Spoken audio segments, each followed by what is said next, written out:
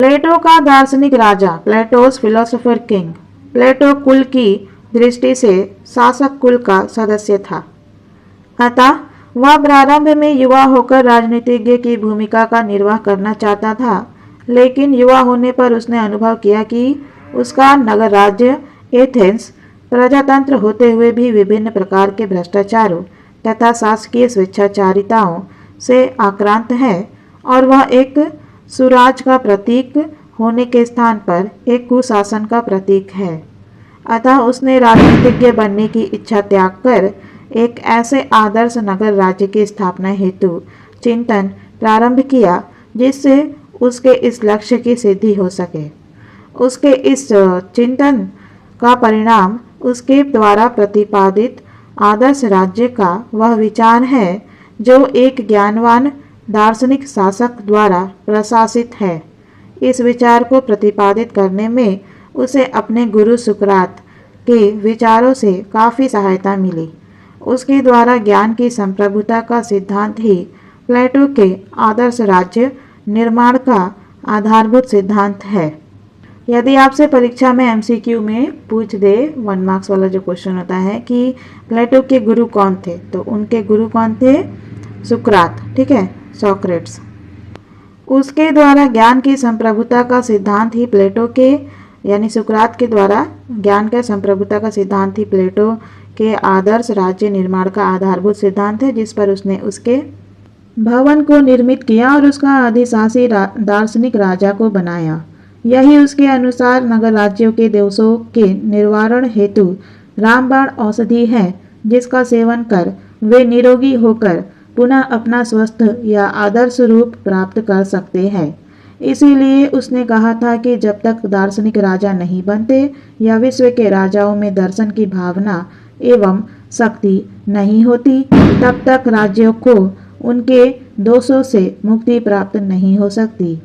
दार्शनिक शासक द्वारा प्रशासित आदर्श राज्य की धारणा प्लेटो के चिंतन की एक मौलिक धारणा है। इसे प्रतिपादित करते हुए उसने कहा कि एक वही राज्य आदर्श राज्य हो सकता है जिसके नागरिक अपने नैसर्गिक गुणों के अनुसार दूसरे के कार्यों में हस्तक्षेप नहीं करते हुए उनके अनुसार अपना अपना कर्तव्य निर्वाह करते हुए एक न्यायशील समाज का निर्माण करे तथा उसके प्रशासन के संचालन का कार्य एक ऐसे शासक द्वारा किया जाए जो वास्तविक ज्ञान से परिचित हो तथा उसके अनुसार निस्वार्थ भाव से लोक कल्याण को ध्यान में रखते हुए उसे संपन्न कर सके। दार्शनिक शासक का स्वरूप। प्लेटो का दार्शनिक शासक ज्ञान और सद्गुणों की प्रतिमूर्ति है।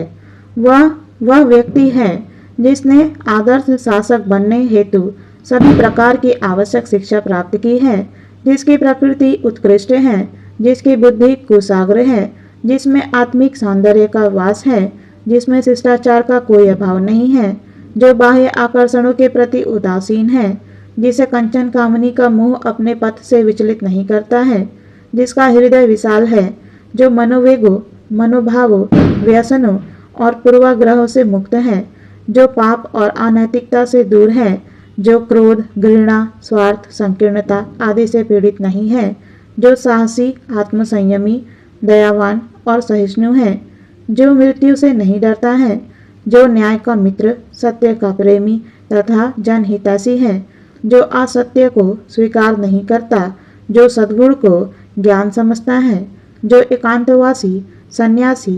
विधाव्यसनी दार्शनिक चिंतक है, जो न्यायप्रिय और नीति परायण है, उसे सर्वोच्च विचार का ज्ञान है, अर्थात उसमें न्याय, सौंदर्य और संयम है। वह पूर्ण प्रज्ञा है। उसके पास प्रकृति के सर्वोत्कृष्ट उपहार है जिसका वह अत्यधिक प्रयोग करता है। ऐसे सद्गुणों से युक्त दार्शनिक ही नगर अर्थात राज्य का अच्छा और सच्चा संरक्षक अर्थात शासक है। इन गुणों से युक्त सच्चे ज्ञान का धनी व्यक्ति ही प्लेटो का दार्शनिक राजा है। प्लेटो उसे शासन करने की खुली छूट देता है। उस पर तथा उसके कार्यों पर कानून का कोई प्रतिबंध नहीं है। प्लेटो की मान्यता है कि जिस तरह एक अच्छे चिकित्सक को चिकित्सा शास्त्र की पुस्तकों के माध्यम से नुस्खा लिखने के लिए बाध्य करना उचित नहीं है, उसी तरह एक अच्छे शासक को कानून की सीमाओं में बांधना उचित नहीं है। चीनी दार्शनिक कन्फ्यूशियस के समान इस संबंध में प्लेटो की भी धारणा थी कि जहाँ राजा सद्गुणी है वहाँ कानून अनावश्यक है और जहाँ राजा सद्गुणी नहीं है वहाँ कानून निरर्थक है। इस तरह प्लेटो के आदर्श राज्य में ज्ञान को कानून से प्रथम स्थान प्राप्त है तथा दार्शनिक शासन पर संविधानवाद की कोई सीमाएं आरोपित नहीं है। लेकिन दार्शनिक राजा कानूनी अंकुश से मुक्त होते हुए भी सर्वसत्ताधारी या स्वेच्छाचारी नहीं है। वह शासन संचालन में ज्ञान या विवेक द्वारा स्थापित सीमाओं से मर्यादित है तथा वह अपनी शासन शक्ति का प्रयोग इन 4 मर्यादाओं की सीमा में रहकर ही करने हेतु बाध्य है। ये 4 मर्यादाएं जो है इस प्रकार है। पहली, दार्शनिक शासक शासन का संचालन इस तरह से करेगा कि जिससे कि राज्य में अति संपन्नता और अति निर्धनता में वृद्धि ना हो। यदि इस दृष्टि से आर्थिक विषमता विकट रूप धारण कर लेती है तो वह राज्य में कलह, संघर्ष और अपराध को बढ़ावा देगी। फलतः राज्य का आदर्श स्वरूप संकटग्रस्त हो जाएगा। दूसरी, आदर्श राज्य की आत्मनिर्भरता की स्थिति को बनाए रखने हेतु वह उसके क्षेत्र का अनावश्यक विस्तार या संकुचन नहीं होने देगा। तीसरी, वह न्याय व्यवस्था को बनाए रखने हेतु इस बात का पूर्ण प्रयत्न करेगा कि प्रत्येक व्यक्ति अपने नैसर्गिक गुण के अनुसार अपने कर्तव्य का निर्वाह करे और दूसरे कार्य क्षेत्र में अनावश्यक रूप से हस्तक्षेप नहीं करे। चौथी, राज्य की शिक्षा व्यवस्था में किसी तरह का परिवर्तन ना हो। वह इसके प्रति पूर्ण सजग रहेगा क्योंकि शिक्षा व्यवस्था में परिवर्तन राज्य की आधारभूत व्यवस्था में ही परिवर्तन कर देगा और उसका आदर्श रूप विकृत हो जाएगा। प्लेटो द्वारा प्रतिपादित दार्शनिक राज्य की अवधारणा में कई मौलिक दोष है। फलतः वह एक व्यवहारिक अवधारणा है तथा इसी आधार पर उसकी ये आधारों पर आलोचना की जाती है। पहली, शासकीय निरंकुशता भ्रष्टाचार को जन्म देगी। प्लेटो अपने दार्शनिक शासक को कानून के बंधन से मुक्त करके उसे निरंकुश होने के मार्ग को प्रशस्त कर देता है। मानव जाति का अब तक का अनुभव अपवादों को छोड़कर यह सिद्ध करता है कि निरंकुश सत्ता ज्ञानी से ज्ञानी शासक को भी भ्रष्ट कर देती है। लॉर्ड एक्टन का इस संबंध में जो कथन है वह सत्य के काफी निकट है। सत्ता व्यक्ति को भ्रष्ट करती है और निरंकुश सत्ता उसे निरंकुश रूप से भ्रष्ट कर देती है।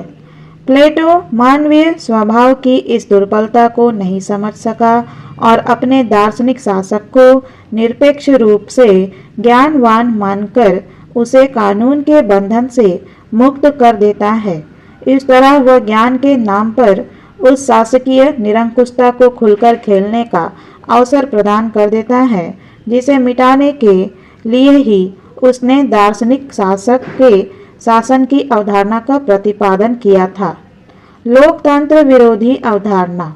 प्लेटो का दार्शनिक शासक ना संविधान, ना कानून, ना परंपरा और ना जनमत द्वारा शासन संचालन करने हेतु बाधित है। जनता उसका चयन करती है और न वह अपने कार्यों के लिए जनता के प्रति उत्तरदायी है और न जनता उसे अपने पद से हटा सकती है। स्वतंत्रता, समानता, स्वशासन जैसे जनतांत्रिक मूल्यों का उसके लिए कोई महत्व नहीं है। प्लेटो के आदर्श राज्य का नागरिक वास्तव में नागरिक नहीं, राज्य रूपी यंत्र का एक जड़ पुर्जा मात्र है। उसका कोई स्वतंत्र अस्तित्व नहीं है। इस तरह प्लेटो दार्शनिक शासक को ही शासन संचालन का एकमात्र ठेकेदार मानकर व्यक्ति की गरिमा और ज्ञान की पूर्ण अवहेलना करता है। अतः प्लेटो का आदर्श शासक का विचार पूर्णतः जनतांत्रिक सिद्धांतों और मूल्यों की अवहेलना पर आधारित है जिसे स्वीकार नहीं किया जा सकता है। अव्यावहारिक शासन। प्लेटो अपने दार्शनिक शासक को एक लंबी शिक्षण की प्रक्रिया के माध्यम से गणित, द्वंद्व और दर्शन की शिक्षा देकर उसे ज्ञानवान बनाता है और शासन करने के योग्य घोषित करता है। लेकिन जैसा कि हमारा अनुभव हमें बताता है कि शासन संचालन के लिए इन विषयों की शिक्षा कम और मनोविज्ञान, कानून, अर्थशास्त्र, कूटनीति, रणनीति आदि के ज्ञान की आवश्यकता अधिक होती है। लेकिन प्लेटो की शिक्षा व्यवस्था में इन विषयों को कोई स्थान या तो प्राप्त ही नहीं है और यदि है भी तो वह महत्वपूर्ण स्थान प्राप्त नहीं है जो उन्हें होना चाहिए। अतः प्लेटो का दार्शनिक शासक शासन संचालन के ज्ञान की दृष्टि से अति दुर्बल और अनुभव शून्य होगा। वह व्यवहारिक दृष्टि से उन राजकीय समस्याओं का सफल समाधान करने में असमर्थ होगा जो दिन प्रतिदिन इस दृष्टि से उसके सम्मुख उपस्थित होंगी। यही नहीं, वह अपने शासन संचालन के कोरे ज्ञान के कारण षड्यंत्रियों के षड्यंत्रों का शिकार होकर आम जन का अहित भी कर बैठेगा। सत्ता का प्रलोभन एक सबसे बड़ा प्रलोभन होता है और उसको हस्तगत करने के लिए चालाक तथा सत्तालोभी व्यक्तियों द्वारा अक्सर षड्यंत्र रचे जाते रहते हैं, जिनका सफल सामना करना प्लेटो के दार्शनिक शासक के बूते से बाहर होगा। अहितकर शासन। प्लेटो ने लोक कल्याण की सिद्धि के लिए दार्शनिक राजा के शासन की अवधारणा का प्रतिपादन किया था, लेकिन व्यवहारिक दृष्टि से उसके इस उद्देश्य की सिद्धि संभव दिखाई नहीं देती है।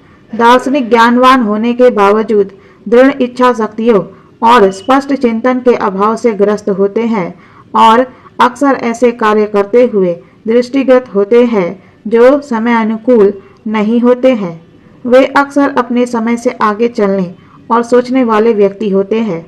वे भविष्य के प्रति वर्तमान से अधिक चिंतित होते हैं। फलतः वे वर्तमान की समस्याओं को सही परिप्रेक्ष्य में समझने और उनका समाधान करने में असमर्थ रहते हैं। जॉवेट का इस संबंध में कथन है कि दार्शनिक राजा या तो भविष्य में बहुत दूर तक देखने वाला होता है या अतीत की ओर देखने वाला। वर्तमान की वास्तविकताओं से इसका कोई संबंध नहीं होता। अतः वे जिस समाज पर शासन करेंगे उसकी आवश्यकताओं और समस्याओं को समझने में असमर्थ रहेंगे। इस प्रकार उनका शासन ज्ञान आधारित होकर भी आम जनता के लिए हितकारी होने के स्थान पर अहितकारी चरित्र का होगा और उनके शासन में वे सुखी और संपन्न होने के बजाय दुखी और विपन्न होंगे। विरोधाभासी शासन। दार्शनिक शासक का शासन विरोधाभासों से पूर्ण होगा। प्लेटो एक तरफ तो उसे शासन करने की पूर्ण स्वतंत्रता प्रदान करता है और दूसरी तरफ उसके शासन संचालन पर मर्यादाएं भी आरोपित करता है, जिनकी सीमा में रहकर ही उसे संपूर्ण शासन संचालन का कार्य करना है। यह एक ऐसा विरोधाभास है जो स्त्री पुरुष समान शिक्षा और कार्य तथा पत्नियों के साम्यवाद के विरोधाभास से भी बड़ा है। प्रतिनिध्यात्मक चरित्र विहीन। प्लेटो का दार्शनिक राज्य का शासन न प्रत्यक्ष जनतंत्रात्मक है और न प्रतिनिध्यात्मक चरित्र का। यद्यपि प्लेटो दार्शनिक राजा को अपने समान ही ज्ञानी व्यक्ति यदि राज्य में कुछ हो तो शासन संचालन में उनकी सहायता लेने का परामर्श देता है, लेकिन यह उसकी इच्छा पर निर्भर है, उसके लिए आवश्यक नहीं है। वह सत्ता का उपयोग या दुरुपयोग करने के लिए अपनी सीमा में पूर्ण समर्थ है। अतः प्लेटो का दार्शनिक राजा का शासन किसी भी तरह का प्रजातंत्र नहीं वरन शुद्ध निरंकुश तंत्र है। चाहे वह ज्ञान का ही क्यों ना हो, है तो वह निरंकुश तंत्र ही जो हर प्रकार के जनतंत्र का विलोम है। उसके शासन संचालन में आम नागरिक किसी तरह की भूमिका का निर्वाह नहीं करते हैं। प्लेटो का आदर्श राज्य। Plato's ideal state. प्लेटो के ग्रंथ रिपब्लिक का मुख्य उद्देश्य एक ऐसे आदर्श राज्य का निर्माण करना है जो सभी प्रकार के विकारों और भ्रष्टाचारों से मुक्त हो। उसका आदर्श राज्य अच्छाई या सद्गुणों का मूर्त रूप है। प्लेटो उसे निर्मित करने हेतु अपनी कल्पना की दौड़ वहां तक लगाता है जहां तक दौड़ लगाना संभव है। वह इस दृष्टि से इस बात की चिंता नहीं करता है कि कल्पना के आधार पर वह जिन सिद्धांतों तथा आदर्शों की स्थापना कर रहा है वे व्यवहारिक धरातल पर आधारित है भी या नहीं। उसके लिए आदर्श सर्वोपरि महत्व के हैं, उनकी व्यवहारिकता की नहीं। चलिए जानते हैं कि प्लेटो के आदर्श राज्य के उद्देश्य क्या है। प्लेटो के आदर्श राज्य के कुछ उद्देश्य जो है इस प्रकार है। न्याय की स्थापना। प्लेटो के आदर्श राज्य का प्रमुख उद्देश्य एक न्यायपूर्ण राज्य की स्थापना करना है। उसके न्याय का स्वरूप आधुनिक न्याय के स्वरूप के अनुसार विधि सम्मत या कानूनी नहीं है। उसका न्याय नैतिकता या सद्गुणों का पर्याय है। न्याय से उसका तात्पर्य एक कार्य विभाजन और निर्वाह की एक ऐसी व्यवस्था से है जो व्यक्ति के मूल नैसर्गिक गुण पर आधारित है। ये नैसर्गिक गुण है ज्ञान, शौर्य और क्षुधा। उसके अनुसार प्रत्येक व्यक्ति में अन्य गुणों की तुलना में एक गुण का प्राधान्य होता है तथा उसी के आधार पर व्यक्ति का कार्य निर्धारित होता है। ज्ञानवान शासन करने का, शौर्यवान सुरक्षा का और क्षुधावान उत्पादन का कार्य करते हैं और एक ऐसे समाज का निर्माण करते हैं जो आदर्श समाज होता है। प्लेटो के अनुसार यही न्याय है तथा इस पर आधारित राज्य आदर्श राज्य है। एकताबद्ध और समरस राज्य की स्थापना। प्लेटो के आदर्श राज्य का उद्देश्य यह भी था कि एकताबद्ध और समरस राज्य की स्थापना की जाए। न्याय आधारित आदर्श राज्य के माध्यम से प्लेटो एक ऐसे समाज की स्थापना करना चाहता है जो स्वावयवी या आंगिक एकता और समरसता पर आधारित हो। प्लेटो के अनुसार राज्य व्यक्ति का ही वृहत रूप है और इसीलिए शारीरिक एकता के समान ही वह राज्य की एकता को भी स्थापित करना चाहता है ताकि वे शरीर के अंगों के समान ही समरस होकर काम कर सके। वह इस तरह की स्वाभाविक एकता की स्थापना कर राज्य को समरसता का एक मूर्त रूप प्रदान करना चाहता है ताकि व्यक्ति और राज्य के कार्य में कहीं संघर्ष या टकराव ना हो तथा वे एकताबद्ध होकर अपना निर्धारित कार्य करते रहें और राज्य के आदर्श रूप को बनाए रखने में अपनी रचनात्मक भूमिका का निर्वाह करते रहे। आदर्श राज्य की विशेषताएं। आदर्श राज्य की ये विशेषताएं हैं। ज्ञान का शासन। प्लेटो के न्याय आधारित आदर्श राज्य की यह एक प्रमुख विशेषता है। वह ज्ञान की संप्रभुता के सुकराती सिद्धांत के अनुसार प्रशासित है। उसके आदर्श राज्य में जो ज्ञानवान हैं, सद्गुणी हैं, उन्हें ही शासन करने का अधिकार प्राप्त है।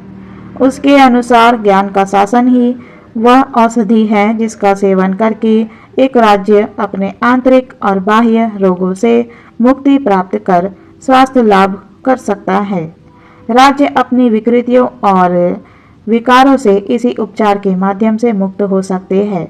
यही उनके उपचार का सही मार्ग या साधन है।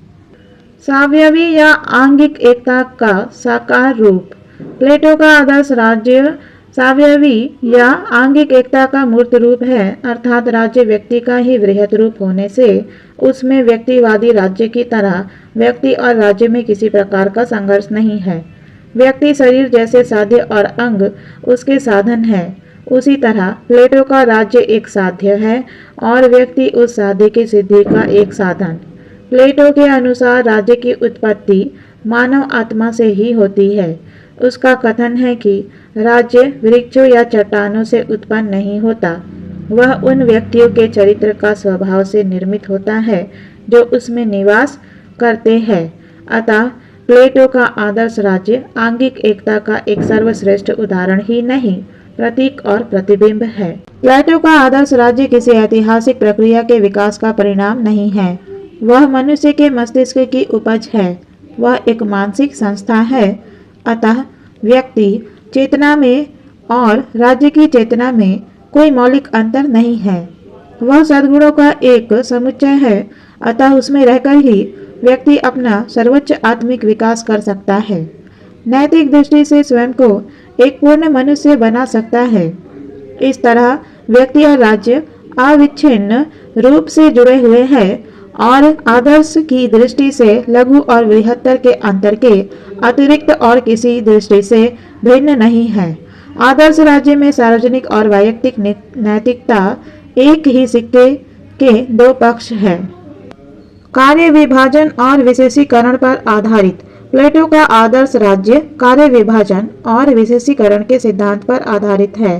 प्लेटो संपूर्ण समाज के व्यक्तियों को उनके नैसर्गिक गुणों यथा ज्ञान, शौर्य तथा क्षुधा के आधार पर 3 भागों में विभक्त कर देता है तथा इसी आधार पर उनके कार्यों को निर्धारित करता है।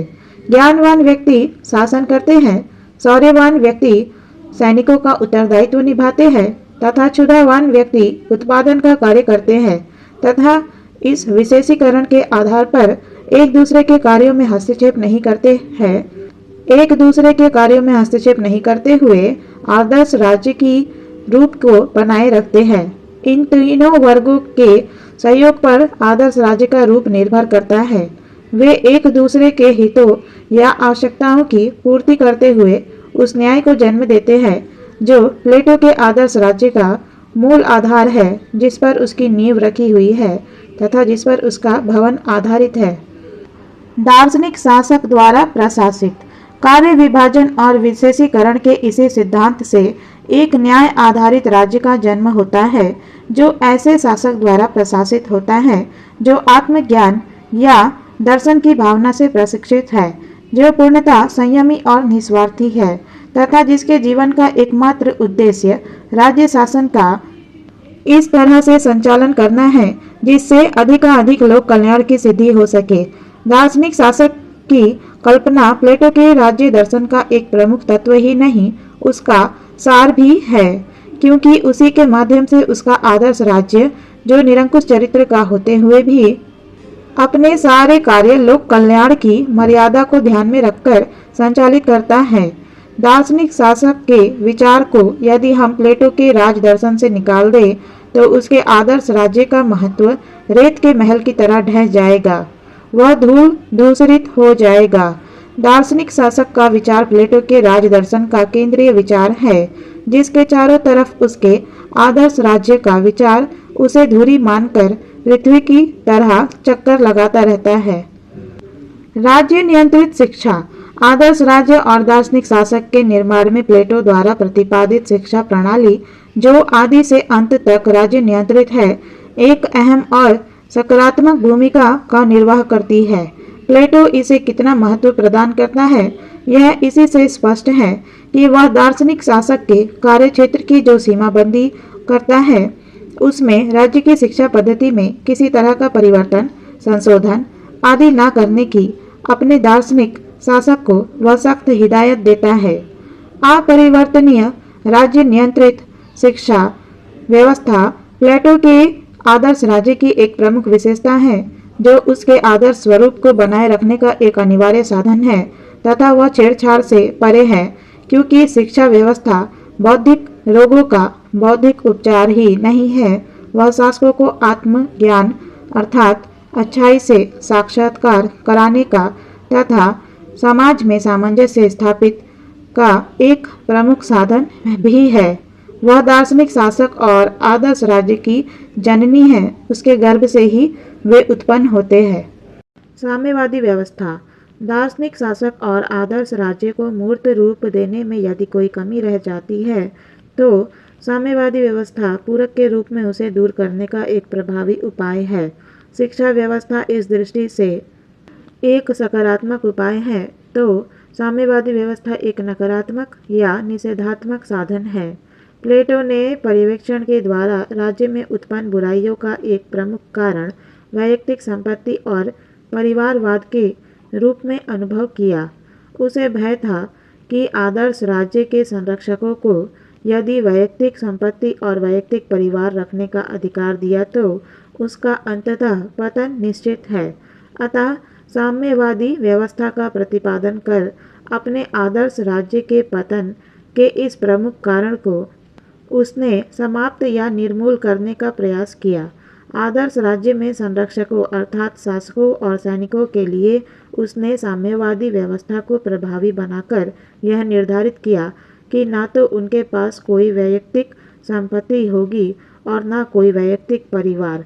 सामूहिक संपत्ति और सामूहिक पत्नियां उनकी जीवनचर्या के प्रमुख साधन होंगे।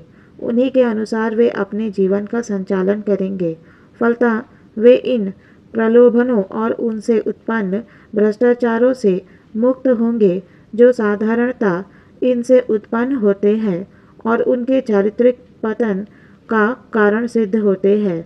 ना रहेगा बांस, ना रहेगी बांसुरी के सिद्धांत का अनुसरण करते हुए उसने अंतःवैयक्तिक संपत्ति और परिवार का ही अपने संरक्षकों के लिए उन्मूलन कर दिया और उन्हें इनसे उत्पन्न होने वाले उस भ्रष्टाचार से अपनी रक्षा करने के लिए वह कवच प्रदान कर दिया जो उसके अनुसार इस दृष्टि से उन पर होने वाले आक्रमण से उनकी रक्षा करने में समर्थ था। स्त्री पुरुष समानता का समर्थन। प्लेटो अपने समय में एथेंस में प्रचलित स्त्री पुरुष असमानता के विरुद्ध उनकी समानता का समर्थन करता है। स्त्रियों की मुक्ति और सामाजिक उत्तरदायित्व के निर्वाह की दृष्टि से उसके मतानुसार यह आवश्यक था। वह स्त्रियों को पुरुषों द्वारा किए जाने वाले सभी कार्यों को करने में सक्षम मानता था।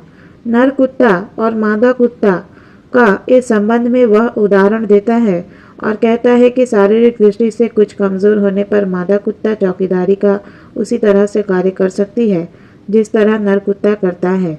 इसी उदाहरण को वह मनुष्य जगत पर भी लागू करता है और अपने संरक्षक मंडल में शामिल स्त्रियों के लिए भी पुरुषों के समान शिक्षा की तथा उत्तरदायित्वों के निर्वाह की व्यवस्था करता है। प्लेटो का स्त्री पुरुष समानता का यह विचार उसके समय में ही नहीं आज भी पूर्णतः प्रासंगिक है और सर्वमान्य भी। लिंग भेद को मिटाने की दृष्टि से प्लेटो एक क्रांतिकारी ही नहीं एक दूरदर्शी विचारक के रूप में भी हमारे सामने आता है। कला और साहित्य पर राज्य नियंत्रण। प्लेटो अपने आदर्श राज्य के स्वरूप को बनाए रखने के लिए कला एवं साहित्य पर कठोर नियंत्रण का पक्षपाती है। साहित्य और कला के अश्लील पक्ष और उससे उत्पन्न होने वाले कुप्रभावों से वह परिचित था। मनुष्य को और विशेषकर युवा वर्ग को भ्रष्ट करने में इनकी अश्लीलता एक प्रमुख भूमिका का निर्वाह करती थी जिससे आदर्श राज्य के पतन का संकट उत्पन्न हो सकता था। अतः उसने उनके अश्लील स्वरूप के सृजन पर सख्त नियंत्रण का समर्थन किया ताकि युवा वर्ग पथ भ्रष्ट होकर आदर्श राज्य व्यवस्था के लिए खतरा न सिद्ध हो। वह कला और साहित्य के रचनात्मक पक्ष को ही उचित मानता था और उनके अश्लील और कुरुचिपूर्ण रूप को विकसित न होने देने के लिए इस दृष्टि से उस पर राज्य नियंत्रण स्थापित करना चाहता था। इन विशेषताओं से युक्त प्लेटो एक ऐसे आदर्श राज्य की कल्पना प्रस्तुत करता है जो अधिकांश रूप से अव्यावहारिक होते हुए भी आदर्श के रूप में अपना महत्व रखती है क्योंकि वेपर के अनुसार उचित नेतृत्व, उचित सुरक्षा, उचित पोषण आदर्श राज्य के अपरिहार्य तत्व है। ये तत्व आज भी इस दिशा में हमारा मार्गदर्शन करते हैं। आलोचना क्रिटिसिज्म। प्लेटो द्वारा प्रतिपादित आदर्श राज्य को आलोचकों द्वारा एक स्वप्न लोकीय राज्य यूटोपिया की संज्ञा दी गई है तथा इस आधार पर उनके द्वारा जिन आधारों पर आलोचना कर उसे अव्यावहारिक घोषित किया गया है वो इस प्रकार है। विधि की अवहेलना और निरंकुशता का समर्थन उचित नहीं। प्लेटो ने आदर्श राज्य में ज्ञान का शासन स्थापित करने के लिए विधि की अवहेलना कर शासकीय निरंकुशता का समर्थन किया है। इसे किसी भी स्थिति में उचित नहीं माना जा सकता। ज्ञानी या प्रबुद्ध शासक चाहे कितना ही ज्ञानवान क्यों ना हो, मानव होने के नाते विभिन्न मानवीय दुर्बलताओं का शिकार हो सकता है। सत्ता का निरंकुश चरित्र उसे भ्रष्ट कर सकता है। इस खतरे से बचने के लिए विश्व की सभी व्यावहारिक शासन व्यवस्थाओं में शासकों के मार्गदर्शन हेतु विधि या कानून के महत्व को स्वीकार किया गया है। विधि बुद्धि प्रधान और अनुभवजन्य होती है, अतः वह पूर्णतः निर्लिप्त और निष्पक्ष होती है तथा उसके माध्यम से एक अच्छी शासन व्यवस्था की स्थापना की जा सकती है तथा शासकों की निरंकुशता को नियंत्रित किया जा सकता है। लेकिन प्लेटो के आदर्श राज्य में विधि द्वारा शासकीय निरंकुशता को नियंत्रित करने हेतु ऐसी कोई व्यवस्था नहीं थी, नहीं है फलतः ज्ञान के शासन की आड़ में शासकीय निरंकुशता पनपकर आदर्श राज्य के स्वरूप को विकृत कर सकती है। व्यक्ति राज्य सादृश्यता पर अत्यधिक बल। प्लेटो राज्य को व्यक्ति का ही वृहत रूप घोषित कर उनके मध्य समानता के अतिवादी चरित्र का प्रतिपादन करता है। माना कि व्यक्ति और राज्य के मध्य शरीर और उनके अंगों के समान संबंध है या होना चाहिए, लेकिन इस सिद्धांत को हूबहू कार्यान्वित नहीं किया जा सकता है। और शरीर और उसके अंगों में अविच्छिन्न संबंध है, जबकि राज्य और व्यक्ति के मध्य संबंधों का यह स्वरूप नहीं है। वे उससे अविच्छिन्न रूप से अंगों की तरह जुड़े हुए नहीं हैं। उनका राज्य से पृथक अस्तित्व भी है और वह काफ़ी महत्वपूर्ण है, लेकिन प्लेटो व्यक्ति राज्य संबंध के इस रूप को और उसके महत्व को नहीं समझ सका और उन्हें सिद्ध करने के उस अतिवादी छोर तक चला गया जो न स्वाभाविक है और न यथार्थ आधारित। प्लेटो का आदर्श राज्य दो परस्पर विरोधी शिविरों में विभाजित है। प्लेटो का राज्य आदर्श राज्य होते हुए भी दो ऐसे परस्पर विरोधी शिविरों में विभाजित है जिनके हित एक दूसरे के विरुद्ध है। संरक्षक या अभिभावक वर्ग और उत्पादक वर्ग, एक भोग मुक्त और दूसरा भोग युक्त, एक संत और दूसरा गृहस्थ, एक कंचन कामनी के सुख से वंचित और दूसरा कंचन कामनी के सुख से संपन्न। अतः इस तरह के दो परस्पर हित विरोधी वर्गों में विभाजित राज्य में एकता, सहयोग और समन्वय की अपेक्षा करना कठिन ही नहीं असंभव है। जैसा कि हम जानते हैं कि एक समाज में आर्थिक हित सर्वोपरि हित होते हैं और उनके उपभोग, सुरक्षा और संवर्धन को लेकर वर्गों में संघर्ष का उत्पन्न होना स्वाभाविक ही नहीं अवश्यंभावी भी हो जाता है। अतः प्लेटो का आदर्श राज्य एक एकताबद्ध, शांत और सुस्थिर राज्य होने के स्थान पर एक अशांत, अराजक और अस्थिर राज्य में परिवर्तित होने की पूर्ण संभावना युक्त राज्य बन जाता है। ऐसे राज्य आदर्श राज्य होना तो दूर, एक अच्छा राज्य भी नहीं माना जा सकता। एक प्रजातंत्र विरोधी राज्य। प्लेटो का आदर्श राज्य एक अल्पसंख्यक प्रशासित और उनका हित संवर्धक राज्य है।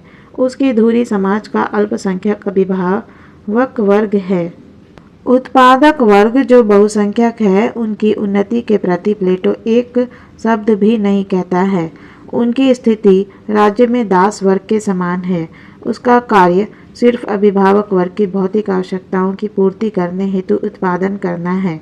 इस तरह प्लेटो ने अपने आदर्श राज्य का प्रतिपादन करते हुए बहुसंख्यक उत्पादक वर्ग को पूर्णतः अधिकार विहीन दास स्थिति में पहुंचा दिया है और इस तरह उसने अप्रत्यक्ष रूप से उस घृणित दास व्यवस्था का मौन समर्थन किया है जो संपूर्ण यूनानी सभ्यता पर एक कलंक के समान थी। प्लेटो के आदर्श राज्य में एक आधारभूत दोष है जो उसे प्रजातंत्र विरोधी बनाकर त्याज्य सिद्ध करता है। स्वतंत्रता और समानता का निषेध। कार्य विभाजन और विशेषीकरण के सिद्धांत के कारण प्लेटो के आदर्श राज्य में व्यक्ति को न तो किसी तरह की वैयक्तिक स्वतंत्रता प्राप्त है और न व्यक्ति व्यक्ति के मध्य किसी तरह की समानता की स्थिति उपलब्ध है। अपने नैसर्गिक गुण के अनुसार व्यक्ति को जो कार्य सौंप दिया गया है उसे बिना किसी विरोध के जीवन पर्यंत वह करता है। उसे रुचि परिवर्तन या योग्यता प्राप्त करने पर भी अपने कार्य को बदलने की सुविधा या स्वतंत्रता नहीं है। इसी तरह आदर्श राज्य के तीनों वर्गों शासक, सैनिक और उत्पादक में भी किसी तरह की समानता नहीं है। ज्ञान अधिकारी होने के कारण शासक वर्ग सर्वोपरि है। इसके पश्चात शौर्य गुण से युक्त सैनिकों का स्थान है तथा अंत में क्षुधा आधारित उत्पादक वर्ग आता है। तीनों वर्गों में कोई समानता नहीं है। अतः प्लेटो का आदर्श राज्य न्याय आधारित होते हुए भी स्वतंत्रता और समानता के गुणों से एक वंचित राज्य है और इस तरह से आदर्श होते हुए भी वास्तविक दृष्टि से एक आदर्श राज्य नहीं है। न्याय वितरणात्मक न्याय नहीं। प्लेटो का आदर्श राज्य एक न्याय आधारित राज्य है जो हर एक व्यक्ति के नैसर्गिक गुण के आधार पर कर्तव्य विभाजन और निर्वाह से उत्पन्न होता है। अरस्तु के अनुसार उसका न्याय वितरणात्मक न्याय नहीं है जिसके अनुसार प्रत्येक व्यक्ति स्वयं द्वारा राज्य के प्रति की गई अपनी सेवा के बदले पद, पुरस्कार, सम्मान आदि प्राप्त करता है। अतः प्लेटो का न्याय वास्तविक दृष्टि से न्याय नहीं है, जैसा कि न्याय का अर्थ अरस्तु करता है। यह आधुनिक युग में समझा जाता है। वह न वितरणात्मक है और न विधि सम्मत चरित्र का। वह एक ऐसे ज्ञान का स्वरूप है जो अमूर्त है और आम समझ के परे है। प्लेटो के राज्य में व्यक्ति का सर्वांगीण विकास संभव नहीं। प्लेटो के आदर्श राज्य में ज्ञान, शौर्य और क्षुधा के आधार पर किए जाने वाले वर्ग विभाजन के कारण जिस व्यक्ति के स्वभाव में जिस गुण का प्राधान्य होता है, उसको उसी के अनुसार जीवन पर्यंत कार्य करना पड़ता है। अतः उसके व्यक्तित्व का वही पक्ष विकसित हो पाता है और उसके अन्य पक्ष जो न्यून अधिक रूप में उसमें हो सकते हैं, उनका विकास नहीं हो पाता है। व्यक्ति का सर्वांगीण विकास उसके व्यक्तित्व के सभी पक्षों के समुचित विकास होने पर ही संभव हो पाता है, लेकिन ऐसी व्यवस्था प्लेटो के आदर्श राज्य में उपलब्ध नहीं है। फलतः व्यक्ति के व्यक्तित्व का एकांगी विकास ही संभव हो पाता है, सर्वांगीण विकास नहीं। शासन संचालन व्यवस्था का अभाव। प्लेटो के आदर्श राज्य में शासन संचालन व्यवस्था का वर्णन उपलब्ध नहीं है। न उसमें राज्य पदाधिकारियों की नियुक्ति की पद्धति का विवरण है, न विवादों के निपटारे और अपराधियों को दंड दिए जाने की व्यवस्था का उल्लेख है। इन व्यवस्थाओं के अभाव में आदर्श राज्य व्यवस्था का संचालन कठिन ही नहीं, लगभग असंभव सा दिखता है। आदर्श राज्य व्यवहारिक नहीं।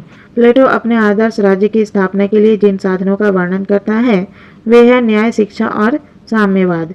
न्याय एक अमूर्त धारणा है और एकांगी कार्य विभाजन के कारण व्यवहारिक नहीं है। शिक्षा का क्रम और अवधि आवश्यकता से अधिक विस्तृत है तथा ऐसे विषयों की शिक्षा से संबंधित है जिनका शासन संचालन से कोई प्रत्यक्ष संबंध नहीं है। व्यायाम, संगीत और दर्शन की शिक्षा शासन संचालन में शासकों के लिए उतनी लाभदायक नहीं है जितनी कि शासन संचालन की कला की शिक्षा लाभदायक है। इसी तरह से साम्यवादी व्यवस्था भी अमनोवैज्ञानिक और अव्यावहारिक है। वैयक्तिक संपत्ति और परिवार शासकों के लिए भी उतना ही आवश्यक है जितना कि उत्पादक वर्ग के लिए। अतः इन साधनों को उत्पन्न कर एक आदर्श राज्य की स्थापना संभव हो सकेगी, यह संदिग्ध ही नहीं, करीब करीब असंभव सा दृष्टिगोचर होता है। मूल्यांकन इवैल्यूएशन। प्लेटो के आदर्श राज्य की अवधारणा की उपयुक्त आलोचनाओं यद्यपि कुछ सत्यांश लिए हुए हैं, लेकिन अपनी पूर्णता में वे अतिशयोक्तिपूर्ण हैं। प्लेटो का दार्शनिक शासक यद्यपि विधि मुक्त है लेकिन निरंकुश नहीं है, क्योंकि उसे मर्यादाओं में रहकर ही शासन संचालन करना है। ये उनके कार्यों पर अवरोधक का कार्य करती है। वह विधि से मुक्त अवश्य है, लेकिन निरंकुश होकर भी अत्याचारी नहीं हो सकता, क्योंकि वह ज्ञान और सद्गुणों का मूर्त रूप है। आत्मसंयम और लोक कल्याण उसके जीवन का उद्देश्य है, अतः वह अत्याचारी भी नहीं हो सकता। वह सद्गुण की शिक्षा से प्रशिक्षित और साम्यवादी होने के कारण निस्वार्थी है, अतः भ्रष्टाचार से मुक्त है।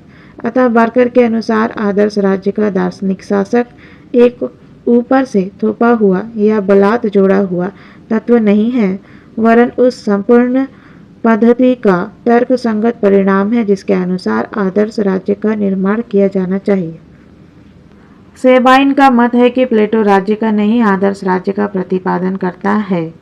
अतः वह वास्तविक राज्यों के बजाय राज्य कैसा होना चाहिए, इस ओर संकेत करता है। ऐसा करने में उसे अपने समय में राज्यों से प्रेरणा प्राप्त हुई थी। अतः सेबाइन का पुनः कहना है कि यद्यपि रिपब्लिक के विवेचन का धरातल बहुत काल्पनिक है, फिर भी वह वास्तविक संस्थाओं के पर्यवेक्षण पर आधारित है। बार्कर भी इसी मत का समर्थन करता है जब वह कहता है कि रिपब्लिक सिर्फ पूर्व मान्य सिद्धांतों का निष्कर्ष मात्र नहीं है, वह यूनानी जीवन के तथ्यों से उद्भूत भी है। इसके अतिरिक्त आदर्श के रूप में भी इसका एक स्थायी महत्व है, क्योंकि आदर्श ही मनुष्य को व्यवहार की ओर ले जाता है उसे आदर्श तक नहीं तो आदर्श के बहुत निकट पहुँचने की प्रेरणा देता है। प्लेटो इस संबंध में कहता है कि इस बात की चिंता नहीं की जानी चाहिए कि आदर्श राज्य का अस्तित्व है या नहीं, यह विचारों से निर्मित है और इसी रूप में यह मनुष्य के चिंतन और कार्यों को प्रभावित करता रहेगा। यही नहीं, आदर्श हमारे सम्मुख एक मापदंड प्रस्तुत करता है जिसके आधार पर हम अच्छे बुरे को परख सकते हैं। बारकर इस ओर संकेत करते हुए कहता है कि आदर्शों का एक महान कार्य यह है कि यद्यपि काल्पनिक होने के कारण उनकी उपलब्धि संभव नहीं होती, तथापि वे हमें यथार्थ को समझने की सामर्थ्य प्रदान करते हैं। अतः इन विभिन्न कारणों से फोस्टर ने प्लेटो की दार्शनिक शासक द्वारा प्रशासित आदर्श राज्य की धारणा को उनके समस्त राजनीतिक चिंतन की सबसे अधिक महत्वपूर्ण और मौलिक धारणा घोषित की है, क्योंकि काल्पनिक होते हुए भी उसमें कुछ ऐसे अंतर्निहित सत्य विद्यमान है जो आज भी महत्वपूर्ण और उपयोगी है तथा उनका अनुपालन करके राज्यों को उनके दोषों से मुक्त कर सुशासन की स्थापना की जा सकती है। अतः प्लेटो के आदर्श राज्य की धारणा सैद्धांतिकता और व्यवहारिकता का एक सुंदर सम्मिश्रण है जो मानव जाति के लिए आज भी उपयोगी है और भविष्य में भी उपयोगी बनी रहेगी।